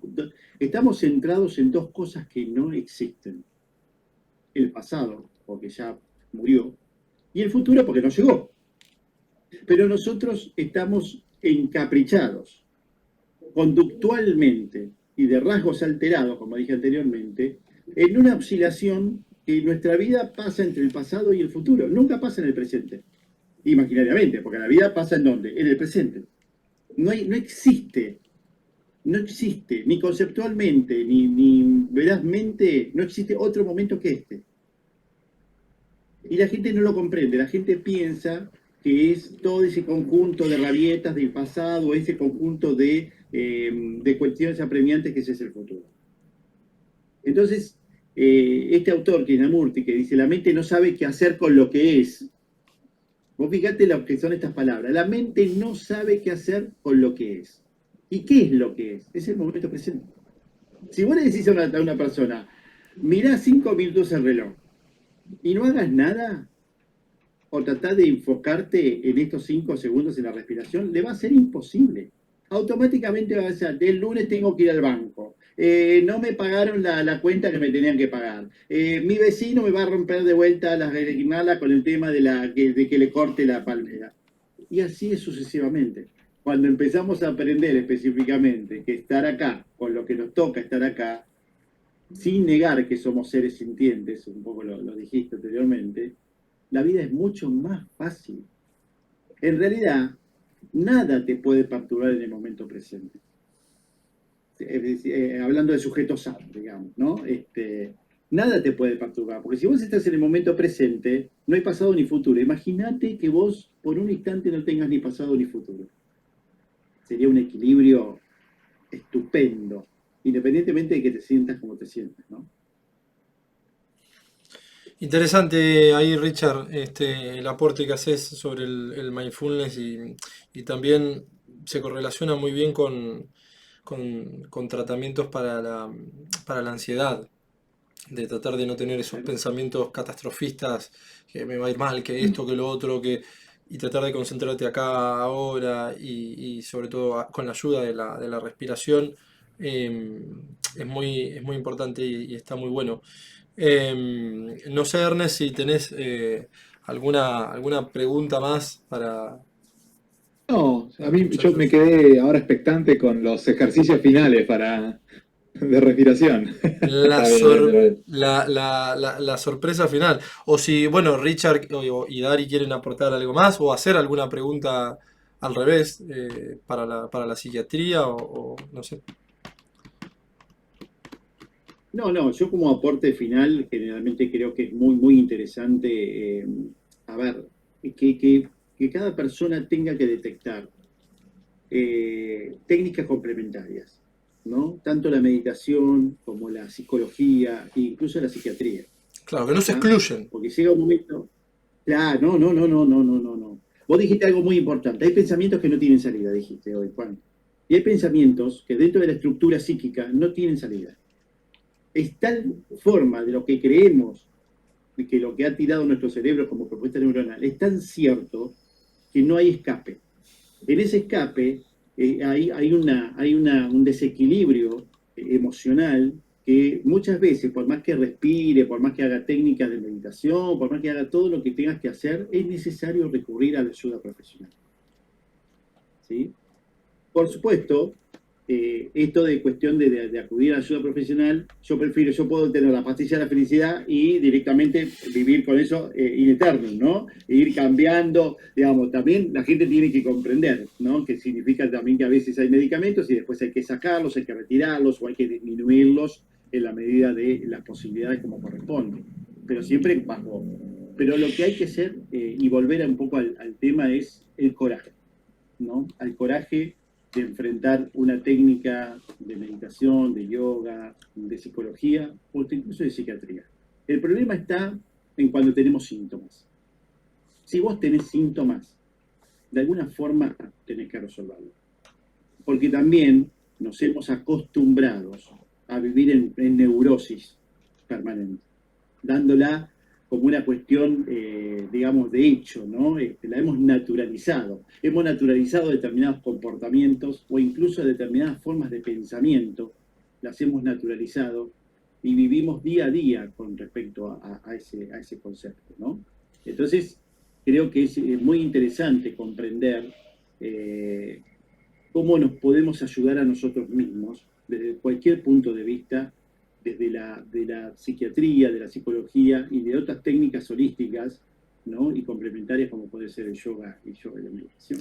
Sí, yo también como aporte final quería decir que me parecería bueno, igual en otros capítulos lo podemos hablar, que en la educación primaria y secundaria se den este tipo de prácticas, se dé este tipo de yoga, tai chi, que se hable de la psicología, que se hable de la comprensión de las emociones, porque muchas veces mal etiquetamos las emociones y por eso también nos podemos llegar a confundir. Hay un montón de estudios con respecto a eso, que la gente por ahí piensa que está enojada y en realidad está desilusionada y no es lo mismo. Y una vez que comprendés realmente qué emoción tenés, podés encarar mucho mejor la solución. Así que creo que para próximos capítulos también podemos tocar el tema de la educación y de qué beneficio podría traer para los niños y para los adolescentes, que son como una Ferrari sin frenos.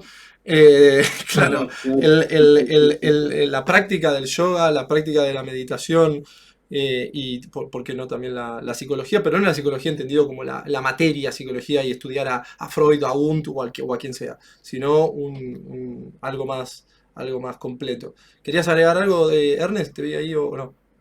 No, estaba sintiendo lo que decís, tenemos que hacer un capítulo de eso. Un capítulo de la educación, sí, y de cómo podríamos, qué beneficios y qué aportes podría traerle para los niños. Absolutamente.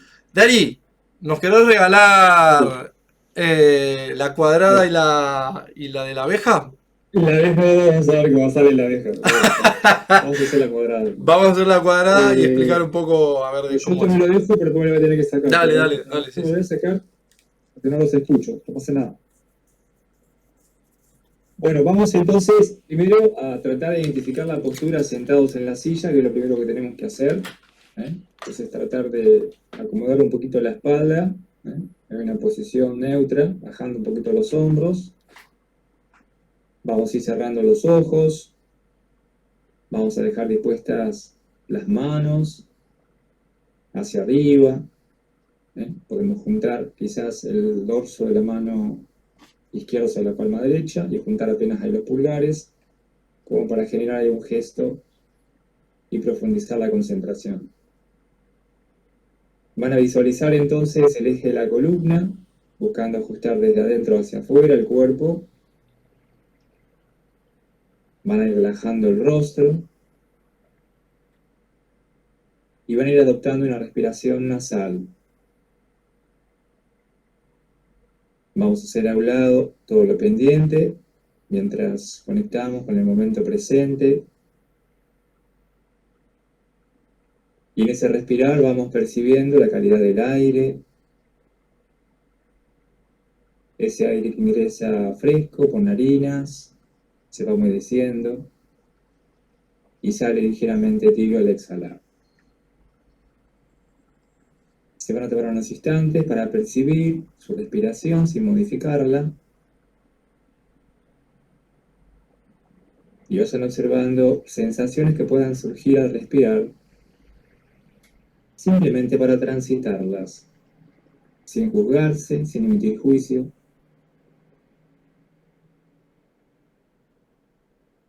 Comenzamos primero a realizar una respiración abdominal o baja, buscando estimular esa zona.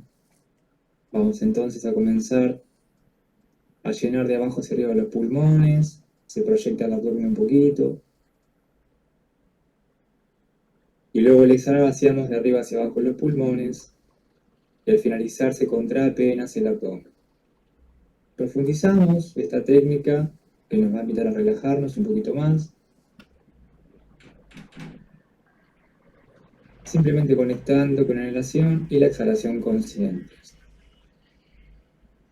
Observamos si el tiempo que se va estableciendo es similar.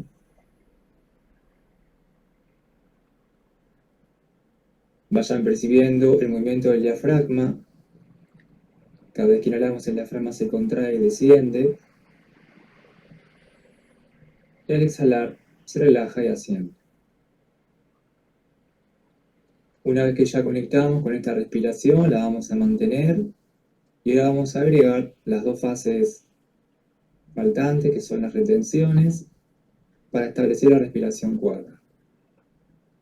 Para ello vamos a visualizar un cuadrado, nos vamos a ubicar en el vértice izquierdo abajo, comenzamos exhalando, vamos a implementar el tiempo 3, comenzamos inhalando, subiendo en 3 tiempos por la izquierda, hacemos pausa, pulmón lleno, nos movemos de la izquierda a la derecha, luego vaciamos, exhalamos, bajando por derecha, y hacemos pausa, pulmón vacío, nos movemos de derecha a izquierda. Continuamos entonces inhalando en 3 tiempos, retenemos en 3 tiempos,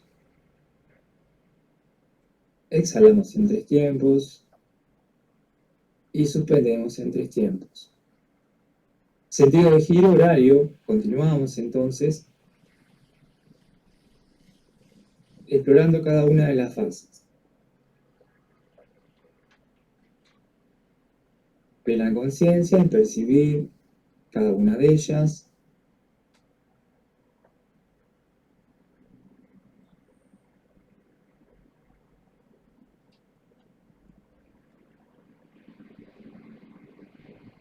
Vamos a hacer un ciclo más.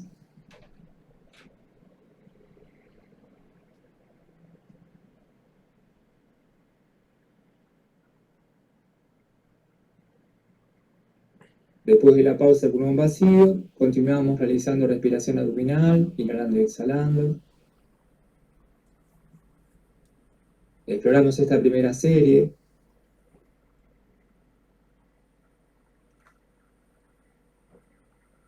En la segunda serie vamos a incrementar el tiempo, si fue cómodo, la unidad de tiempo 3, podemos explorar un tiempo 4 o 5 en cada fase. Siempre que haya sido cómodo, la unidad de tiempo 3, puedo explorar subir un escaloncito más. Exhalamos por ambas narinas y comenzamos nuevamente. Inhalamos en 4, retenemos en 4, pulmón lleno. Exhalamos en 4, vaciamos y suspendemos. Relajamos el abdomen, inhalamos en 4, retenemos en 4, exhalamos en 4 y suspendemos en 4. Hacemos 2 ciclos más.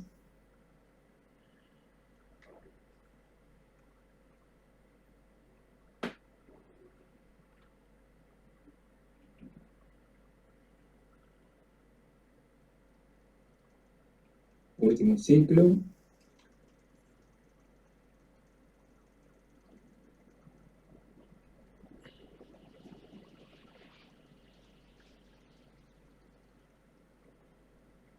Después de la pausa, pulmón vacío, relajamos nuevamente el abdomen, nos tomamos unos instantes para percibirnos. Observo el estado interno que se ha desarrollado con la técnica.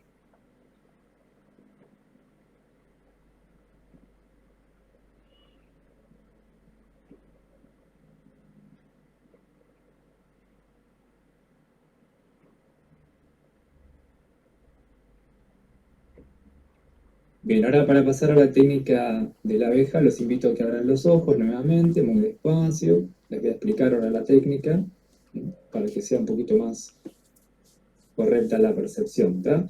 Bien, después si quieren hacemos los comentarios en cada una de las técnicas, como para continuar un poquito con el estado alcanzado.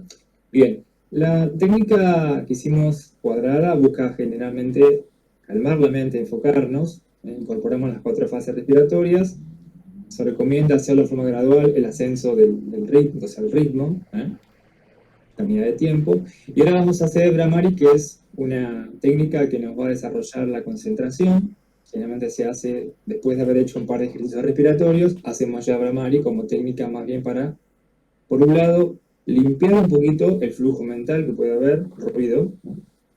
Y por el otro lado, después ya concentrarse más bien ya hacia adentro, tratando entonces de que ese sonido interno sea nuestra guía, nuestro faro. Se hace con las manos dispuestas sobre la cabeza y los pulgares son los que van a tocar la parte de la oreja. Vamos a llevar entonces la parte del cartílago de la oreja hacia adentro. Yo ahora lo explico, después se tapan. Tenemos que generar el cierre, ¿no?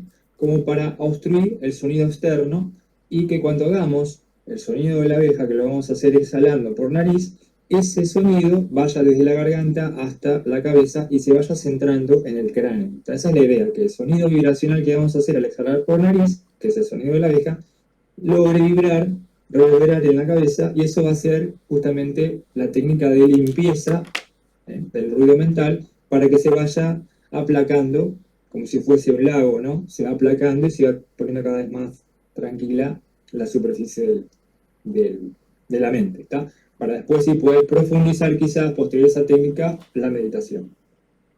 Yo les marco 2 o 3 tiempos y después ya ustedes cuando se tapen no me van a escuchar. Voy a ver si hago una voz un poquito más fuerte para que puedan volver, ¿está? Bien, vamos entonces primero a tapar bien las orejas. No va el dedo adentro, sino que vamos a llevar la parte del cartílago ahí hacia adentro. Y los deditos van puestos sobre la cabeza. Y los codos quedan más o menos a la altura de los hombros. Se hace un pequeño cierre de garganta apenas de mentón para adentro. Y lo que hacemos ahora es, lo voy a mostrar. Primero, si quieren, destapen para escuchar el sonido. Se inhala por nariz y se exhala por nariz, llevando el aire a la parte posterior, en la zona del paladar.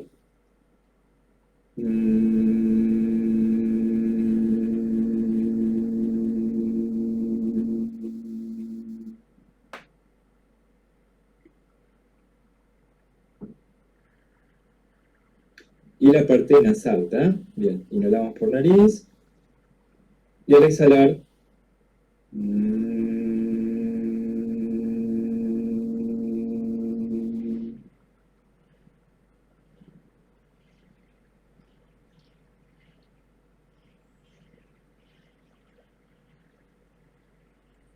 la exhalación, el tiempo que dure lo van a regular ustedes, ya pueden comenzar. Recuerden.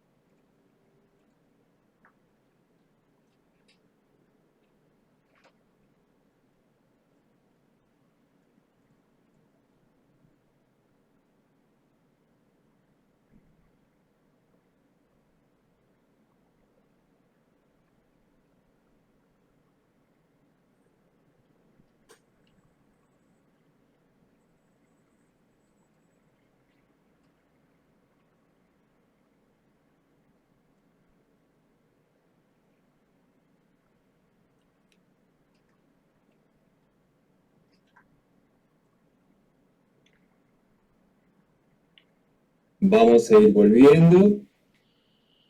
Vamos volviendo lentamente. Mantengan los ojos cerrados unos instantes. Vamos volviendo, Richard. Vamos a llevar las manos juntas al centro del pecho, palmas enfrentadas, pulgares sobre el esternón. Respiramos unos instantes y tomamos lectura de ese estado interno potenciado desde la práctica.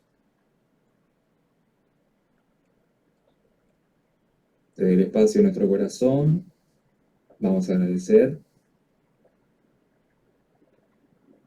las técnicas compartidas, el encuentro, y llevando las manos juntas al entrecejo, las elevamos y nos saludamos en Namaste. Muchas gracias. Namaste, Dari. Bueno, Muy lindo, muchas gracias por el tiempo que nos brindaron, muchas gracias por estas técnicas muy, muy lindas. Espero que a la gente les haya servido, ojalá que lo hayan podido disfrutar y que nos dejen en la caja de comentarios qué les pareció, si les sirvió y dónde los pueden encontrar, Dari, en Instagram, en Facebook, a ver, pasanos un poco las en redes. Instagram nos pueden encontrar en @yogahome, de hogar, yogahome.studio. Ahora lo voy a poner igual. Y hacer todas las consultas que quieran hacer. Y recuerden que estas técnicas se hacen en forma gradual. Siempre es recomendable empezar con alguna guía de un instructor para que pueda ir enseñándoles paso a paso. Y también conocer un poquito la patología o el estado de la persona que va a hacer las respiraciones, porque no necesariamente uno lo puede hacer de una. A veces tenemos que conocer si tenemos alguna patología, asma, la presión, si es alta, o sea, hay que ver cómo está uno, ¿no? Como para hacer estas técnicas, sobre todo cuando hay retenciones, Así que bueno, también eso es importante antes de hacer estas técnicas, primero interiorizarse un poquito y preguntar, ¿no? Bien, Richard, ¿vos querés dejar tus redes o directamente ahí? Igual lo voy a poner acá en el screen. Sí, nosotros trabajamos juntos en Yoga Home. Pongo Yoga Home. Bueno, muchísimas gracias. Espero que también ustedes dos la hayan pasado lindo, que hayan tenido un momento agradable y que está bueno esto de encontrar conexiones y vínculos entre la práctica del yoga, la neurociencia, la psicología y poder difundirlo, ¿no? Así que muchas gracias. Bueno, nosotros agradecidos por la invitación, Juan. Muchísimas gracias. Agradecido, sí. Creo que es un espacio totalmente muy interesante y muy bien en estas épocas y en estos momentos nos viene muy bien hablar de la salud en general, porque no estamos hablando de otra cosa que no sea la salud, ¿no? Y también un gusto haberlo conocido a Arnetz. Y bueno, te deseo éxito en todo lo que estás emprendiendo. Muchas gracias a ustedes también por haber participado y bueno, estamos en contacto, pues seguramente en un futuro algo haremos. Cuando quieran, esta es su casa. Muy bien. Muchas gracias, chicos. Nos vemos, hasta luego. Dale, nos vemos. Hasta la próxima. Hasta luego.